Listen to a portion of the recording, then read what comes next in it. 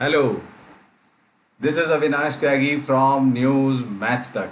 वैसे तो हमारे समाज में पहले से ही विरोध प्रकट किए जाते रहे हैं, आज भी किए जा रहे हैं और आगे भी किए जाते रहेंगे। पर इन्हीं विरोधों में एक अनोखा मामला सामने आया है लॉग का। लॉग कहता है कि उसकी डोमेन को ग्रेटर देन ज़ीरो से बढ़ाकर ऑल रियल नंबर्स कर दिया जाना चाहिए।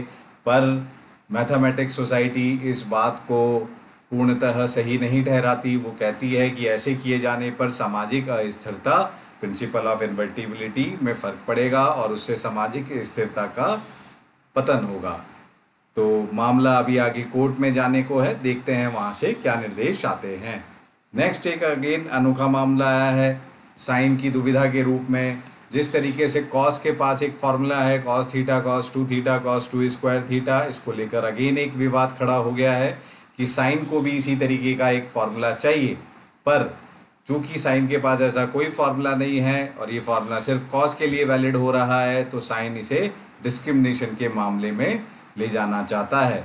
आगे देखते हैं कि ये कहाँ तक इसे लेकर जाता है। क्या कोई सोसाइटी हमारी साइन के लिए भी इस तरीके का प्रावधान लेकर आएगी, क्या कोई ऐसा फॉर्मूला ला सकती है या नहीं।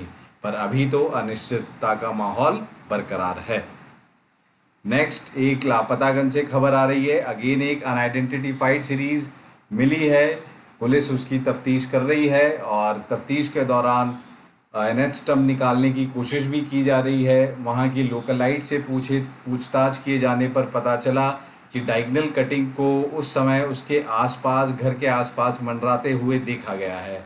तो हो सकता है कि डायगोनल कटिंग की खोज से उस अनआइडेंटिफाइड सीरीज जो भी निकली है उसकी तफ्तीश किए जाने पर कुछ जानकारी हासिल हो सके। पर अभी तो कुछ भी पता लगाना संभव नहीं हो पा रहा है।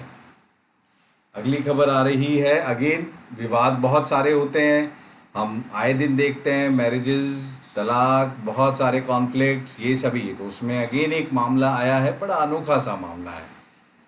शादी हुई लगा कॉन्जुगेट पेयर्स हैं दोनों, पर बाद में एक रूट ने दूसरे रूट के ऊपर ये धोखा देने का आरोप लगाया है कि दूसरा जो रूट है वो कॉन्जुगेट पेयर नहीं है।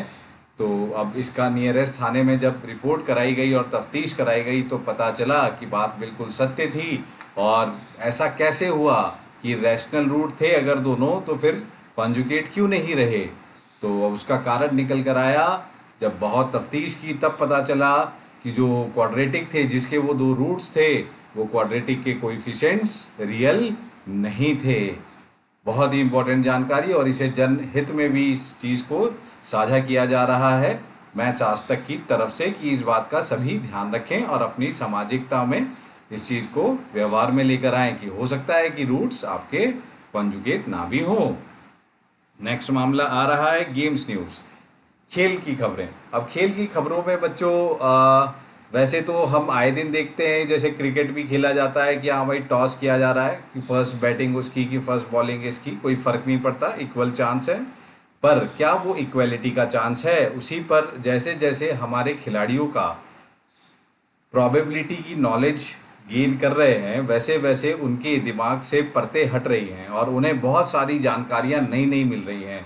जैसे कि जो चांस चांस वाला बारी बारी वाला गेम होता है, जिसमें पहले ए खेला, फिर उसके बाद बी की बारी आई और फिर ए की बारी आई, और एक पर्टिकुलर चीज़ हो जाने पर, एक पर्टिकुलर घटना घट जाने पर जब जीत जाया करते हैं, तो अगर इसमें पहली बारी ए को दे दी जाए तो ए की प्रोबेबिलिटी ज़्यादा हो जाती है, और अगर पहली बारी बी को दी जाए तो बी की प्रोबेबिलिटी ज़्यादा हो जाती है जीतने की। यानी कि यहाँ पर टॉस जो है 50-50 का खेल नहीं रहा रहता।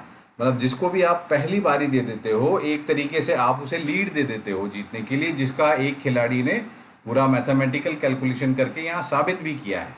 उसने एक अपनी शिकायत पर पत्र दर्ज किया और वो पत्र हमने भी अपने गुप्त सूत्रों से निकलवाया, एंड दिस इज दैट पत्र।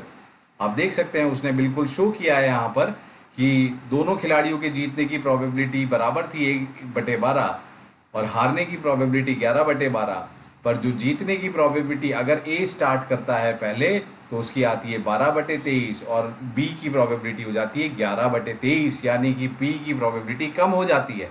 ऐसा लिखकर उन्होंने साबित किया है इस बात को। देखते हैं कि हमारा जो खेल मंत्रालय है वो इस चीज़ पर क्या निर्णय लेता है, और अगर ये चीज़ सत्य साबित होती है तो फिर किस तरीके से पहली बारी का चयन किया जाएगा, ये चीज़ अब देखने योग्य बातें हैं। नेक्स्ट खबर, अगेन एक बहुत इंपॉर्टेंट खबर आ रही है बच्चों, यूएफओ साइटिंग्स। हमने बहुत बार देखा है कि यूएफओ साइटिंग्स कई बार होती है, कहीं देखा जाता है बहुत बहुत तरीक़ों से। इस बार भी एक यूएफओ साइट हुई है, देखी गई है यूएफओ। और यूएफओ थोड़ी सी, वहाँ के लोकलाइट्स ने बताया कि यूएफओ देखने में थोड़ी पैराबोलिक और थोड़ी हाइपरबोलिक, समझ में नहीं आ रहा था कि पैराबोलिक है कि हाइपरबोलिक है, कुछ कर्विलीनियर नेचर था इस तरीके का, जैसा कि आपको फिगर में दिखाई दे रहा है। तो वहाँ पर खड़े एक लोकलाइट ने इसे जांचने के लिए कि वो पैराबोलिक है या हाइपरबोलिक है, उसके ऊपर थूका टेंजेंशियली।